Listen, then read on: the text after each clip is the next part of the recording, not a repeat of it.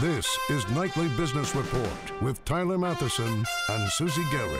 Brought to you in part by TheStreet.com. Up-to-the-minute stock market news and in-depth analysis. Our quant rating service provides objective, independent ratings daily on over 4,300 stocks. Learn more at TheStreet.com/NBR. Big miss. December created the fewest number of jobs in 3 years as the workforce shrank dramatically. What's causing people to drop out? In the bullseye, up to 110 million people now impacted by Target's security breach. What it all means for the retailer. And defying gravity, shares of a little-known biotech are doing something few, if any, have done before, gaining more than 370 points in just 2 days. Why is the stock taking off, and is it justified? We have all that and more tonight on Nightly Business Report for this Friday, January 10th. Good evening, everybody, and welcome. A reality check from the Labor Department, and it wasn't a good one. Only 74,000 new jobs were created in December, far fewer than the roughly 200,000 economists expected. A real disappointment that's raising concerns now about whether this is a one-time miss or a sign of a real slowdown in job growth. Hampton Pearson has more on today's jobs report and what it means for the economy. December 2013 was the weakest month of hiring in 3 years. After averaging 214,000 jobs per month from August through November, the economy generated just a third as many new jobs in December. Leading economists were shocked.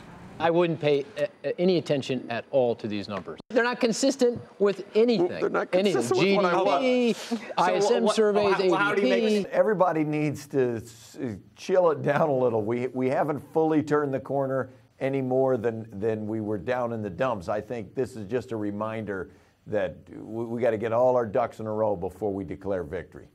Even the drop in unemployment to 6.7% had a dark cloud. Most of the decrease was due to people giving up looking for work and dropping out of the labor force altogether. The labor force participation rate dropped to 62.8%, the lowest in 36 years. Once people stop looking for work, the government no longer counts them as unemployed. Ammunition for those on both sides of the debate over extending jobless benefits. We have seen that when people lose their jobless benefits, they've not been rejoining the labor force as we thought they would. On the other side of it, you do know that in order to qualify for unemployment insurance, you have to actually be looking for a job.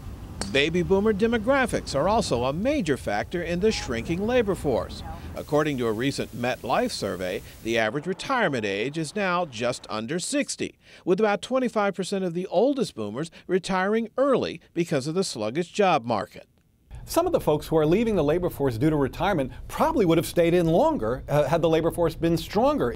Many economists warn 1 month's bad jobs report does not mean the economy is getting weaker. But it is a warning sign. The job market may not be as strong as we had hoped. For Nightly Business Report, I'm Hampton Pearson in Washington.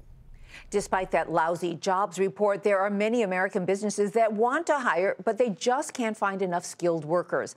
In St. Paul, Minnesota, a group of local companies is banding together to solve this problem. Mary Thompson has more. 2 years ago, J.W. Hulme had a problem. The company's former CEO, Jennifer Guarino, saying the maker of luxury leather goods and accessories couldn't find the workers it needed to meet growing demand. It began to really worry our company, and we thought at one point it actually was strangling our growth. We had to actually, slow down our sales plan as a result of that. It's a common problem. A survey by the Manufacturing Institute says 82% of U.S. manufacturers have skilled jobs they can't fill. Vacancies that are growing now that rising labor costs in Asia are prompting many to bring work back home. Work is what Larry Corbicio was looking for when he landed in a homeless shelter after 15 years of a checkered employment history. I just wanted some kind of income and some kind of steady job. He found one at J.W. Hulme after a nonprofit called LifeTracks directed him to an industrial sewing class at Minneapolis's Dunwoody College of Technology. Dean Deborah Kerrigan designed the program at the urging of a manufacturing group that includes J.W. Hulme. Known as the Makers Coalition, it promotes the trade of industrial sewing and hires and apprentices Dunwoody's students. Companies didn't want to focus on training. They wanted to focus on being productive. Dunwoody's 6-month course costs just over $4,200. Many students, like Corbesia, receive grants to defray the costs. The course launched last year, but only after Kerrigan confirmed regional firms would need 90 new hires over the next 6 to 18 months and more over the next 7 years, as retirement will claim 50% of their workforce. The first class hitting snags, though. J.W. Hulme Vice President Laura Smith saying the new hires needed more work. The first 3 we brought in from the program, we really saw a need to have some highly skilled, more refined skills for industrial sewing for leather. With employers' feedback, Dunwoody altered the course. Students now spend more time at the machines, less time on the books. Its placement rate is 90%, and graduates earn an average hourly wage of $13.46. But for Corbesia, the new skills and job are priceless. It makes you feel proud when you see a finished product. It looks real good, and you know you did your best on it, and everything is nice and neat and straight, and it's guaranteed for life. A life improved by an industry stitching a workforce back together. In St. Paul, Minnesota, I'm Mary Thompson, Nightly Business Report. Stocks ended today's session mixed and little changed, with traders trying to make sense of that weak December jobs report and what it might mean for the economic recovery and the Federal Reserve's plans to start pulling back on its bond-buying stimulus regimen. But the day wasn't all bad. The Russell 2000 Small Cap Index and the Dow Transports both ended the session at all-time highs. Today, the blue-chip Dow stocks fell just 7 points, ending slightly lower for the week. The Nasdaq was higher by 18. The S&P 500 added 4. Our market guest tonight is telling her clients there's a silver lining to today's dreary jobs report. She's Rebecca Patterson, Chief Investment Officer at Bessemer Trust. Okay, Rebecca, make your case why this sobering news is good for investors and the markets. Well, of course, we all would like to see a lot more job growth for every American, but purely from an investment point of view, I think there's at least 2 reasons this isn't a terrible day. I think on one hand, the bumpy start we've seen for stock markets this year is just consolidation. We had a very, very strong 2013 for equities, about 3 times the annual historical average gain. So some consolidation is actually quite healthy in a bull market. And I think secondly, the fact that we got this soft report today is going to reinforce a view within the markets that the Federal Reserve is going to move slowly to take away the punch bowl, and global central bank liquidity, including the Fed, is going to be a help for cyclical assets like stocks. They have said at the Fed that the progression of the tapering of it is going to be data dependent. Here is some data.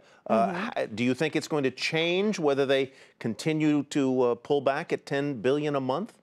I don't think this one data point would be enough to change the Fed's mind at this point.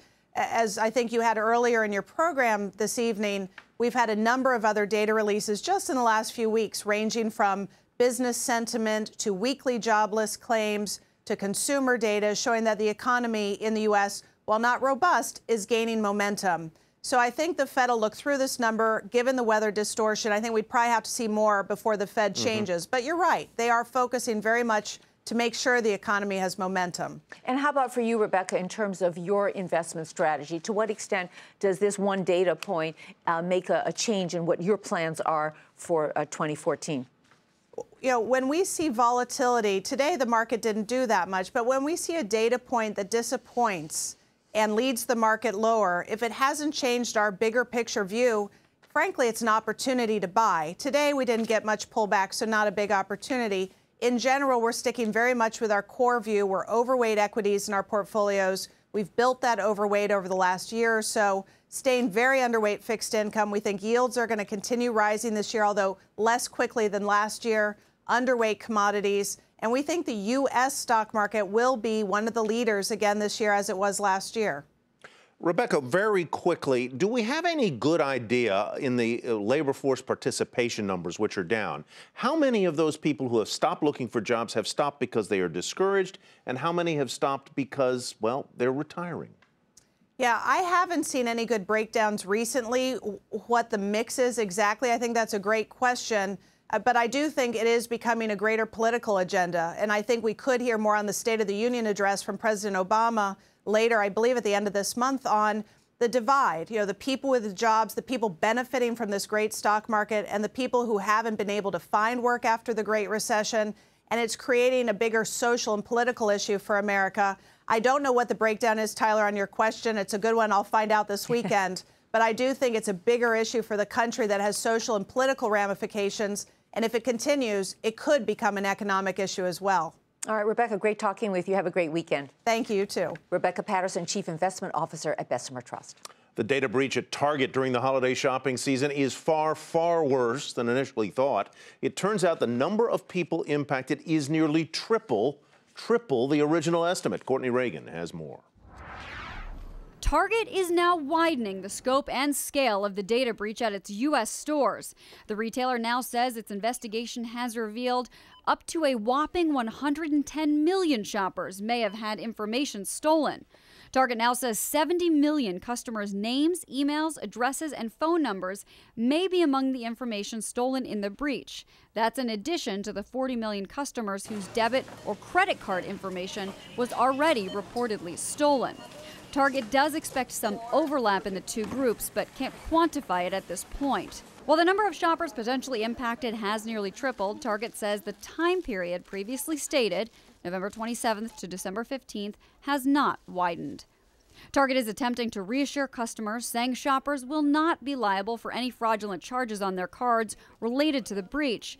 The retailer is also offering a year of free credit monitoring and identity theft protection to all guests who shopped in its U.S. stores. While the company is taking steps to regain consumer trust, Target acknowledged the business has already taken a hit.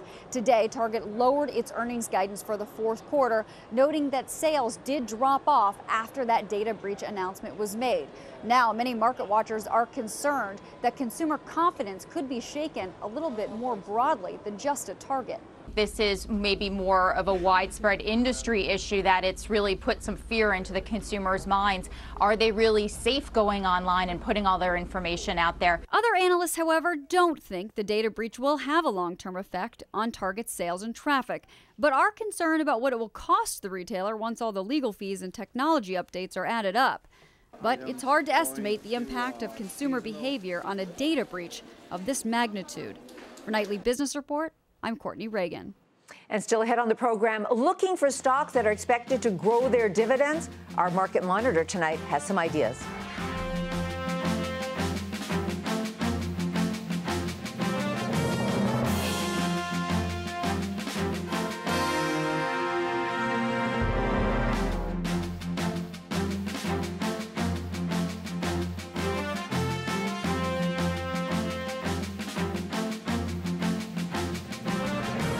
Another remarkable day for investors in Intercept Pharmaceuticals. As we told you last night, this stock nearly quadrupled, surging more than 200 points after positive trial results for its liver drug. Today, the stock added another 62%. That works out to $170 a share more, closing at $445.83 a share. Now, the drug maker's market cap has risen from $1.5 billion to nearly $9 billion in just 2 days.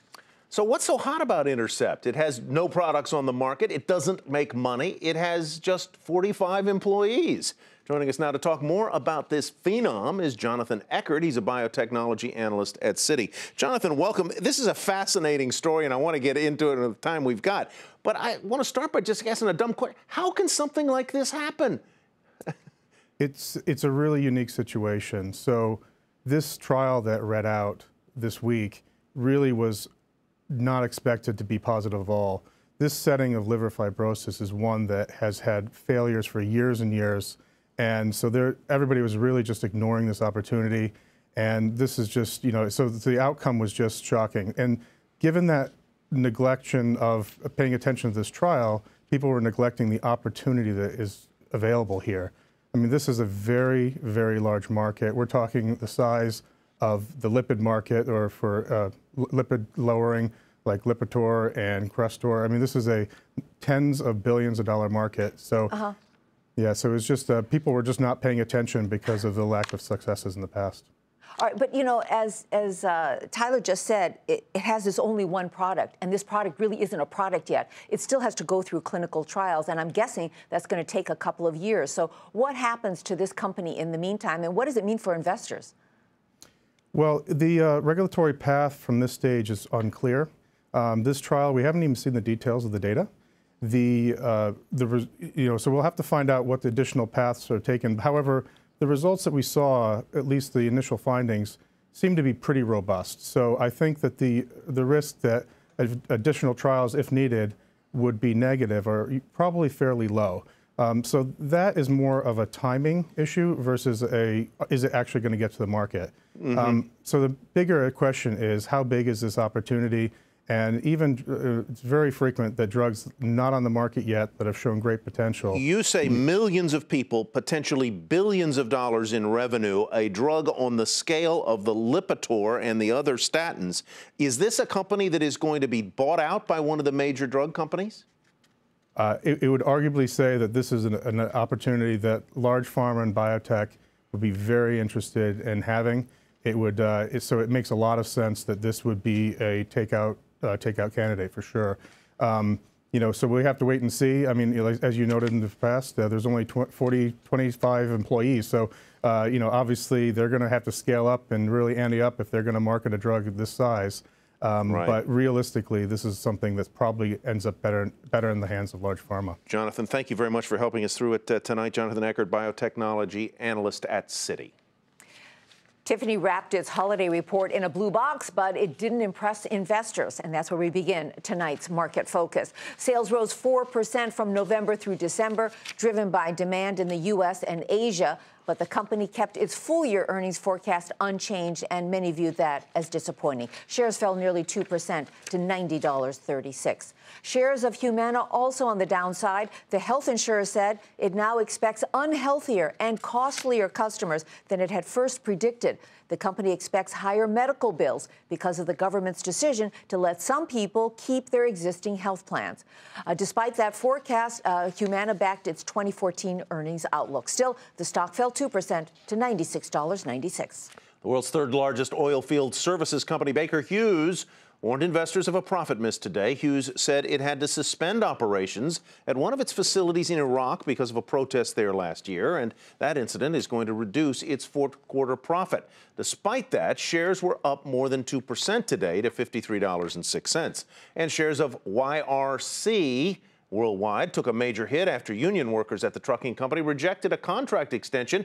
YRC said it needed that labor agreement to refinance more than $1 billion of debt and avoid bankruptcy. Get that word in there, that's what happens. The stock slumps, down 13% at $13.58. Our market monitor tonight says investors should balance the risk in their portfolios with stocks of high-quality companies with solid earnings. He's Jason Pride, Director of Investment Strategy at Glen Mead. So, Jason, let's get right to it. You've got a couple of stocks to tell us about, and at the top of your list is Abbott Labs, ABT. Tell us why this fits your investment theme.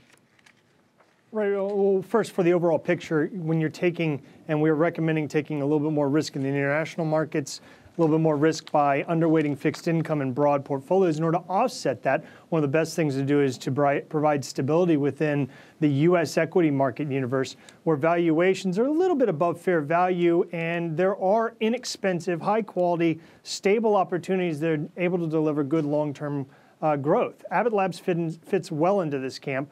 Very reasonable 18 times earnings sort of valuation. A stable growth story where, if there are any unknowns that come about in the coming year, they're going to be less subject to the volatility surrounding that. And their growth story generally has been a good one recently, with a good number of product deliveries in the right direction, and 9% total kind of general growth for the underlying business, and paying a 2.3% dividend along the way. Your second choice is Home Depot. Isn't a lot of the nice run there already in the stock? The valuation is a little bit more pronounced, a little bit higher than what we're getting with the other companies, but interesting. There's that follow through that typically comes from increased home sales, and the home market has been reasonably strong. This is a company with fairly good profit margins and ability to grow from still a lower base because of what we went through over the period following the financial crisis. And therefore, we think that home improvement cycle is still coming about in the company, and are carrying through with that investment. Your next stop, Accenture, ticker symbol here, ACN, also has had a nice run from about $70 a year ago. It's $82 now. Tell us why you like it. Well, again, going back to this kind of baseline thought process, we want high profit margin businesses, stable businesses. Accenture is a little bit different from the other two. It's a cheaper valuation. It's a more globally oriented business that will move a little bit more when international markets, developed and emerging market, fluctuate on you. But we think the growth story is interesting there. They are pushing an overall technological consulting franchise out into those international markets and really gaining a lot of share through through that process. It's a good growth rate with, again, good dividend yield and a nice solid 17 times normalized earnings from our perspective. And apparently brought in today by the government to help pull the website, the healthcare website, along. Very quick thought here. Should we be... We'll hope that works out. We'll hope that works out for all of our sakes. Very quick thought here. Should we be worried at all about the kind of halting, stumbling start that blue chips have had at this beginning of the year? We think it can occur. There's definitely always the possibility, and every market year has its fluctuations up and down, and it's drops down lower. So we think investors should position themselves in a way that if that drop comes for some reason nobody can really figure out exactly why it would happen, that you're positioned to add.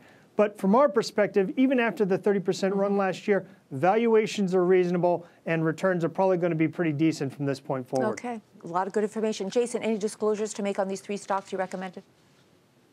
Sure, Glenn Mead's a holder of all 3 of them, but I am not personally, and we have no investment banking relationships. Okay, good to know. Thank you so much. Jason Pride, Director of Investment Strategy at Glenn Mead. Coming up, bow ties aren't just for tuxedos anymore, and as demand grows, 2 guys had a bright idea and are now dressing for success.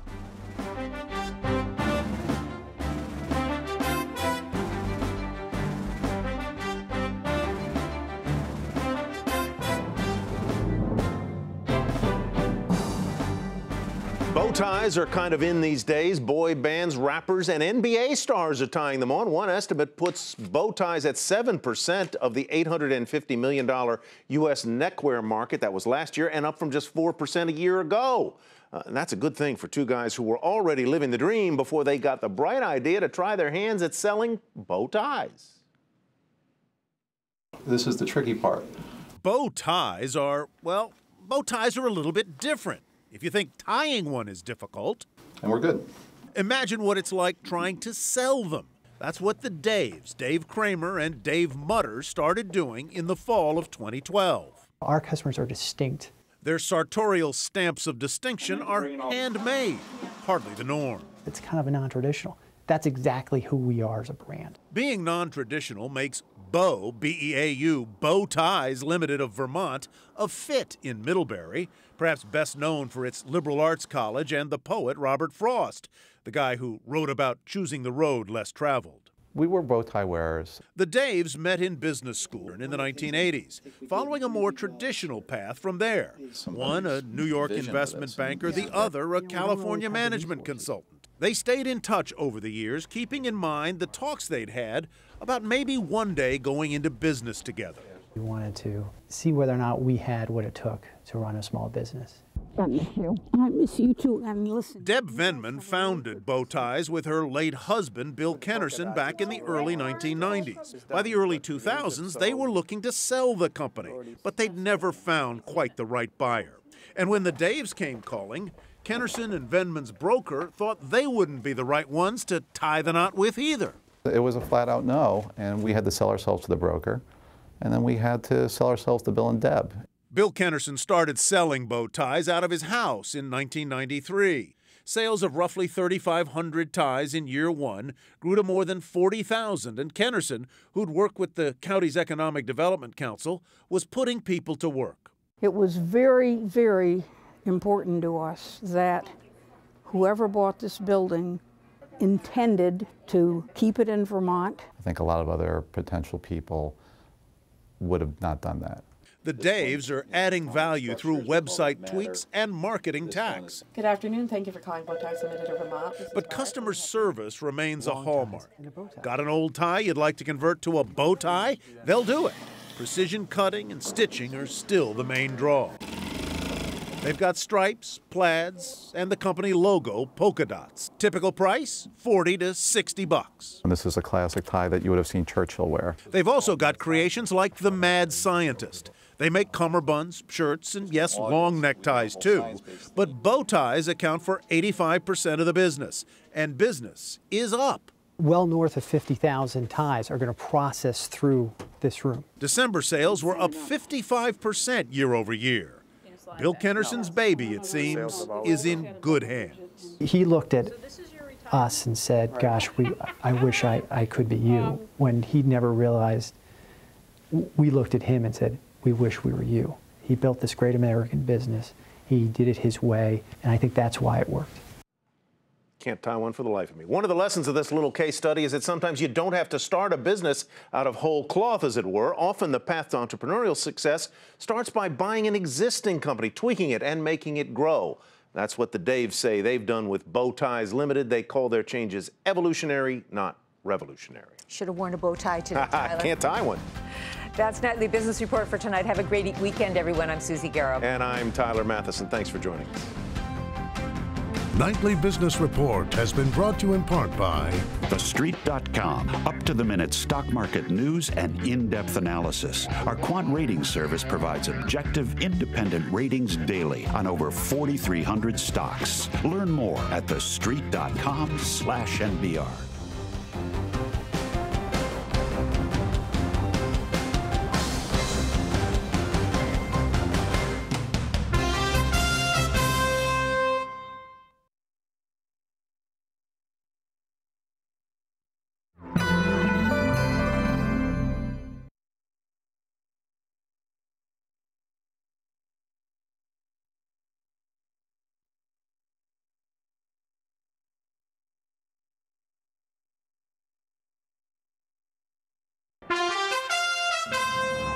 I'm Susie Garrett with a Nightly Business Report news brief. A reality check today from the Labor Department. Only 74,000 jobs were created in December, far fewer than the 200,000 economists had expected, raising concerns about a real slowdown in job growth. The unemployment rate fell to 6.7%, only because so many Americans stopped looking for work.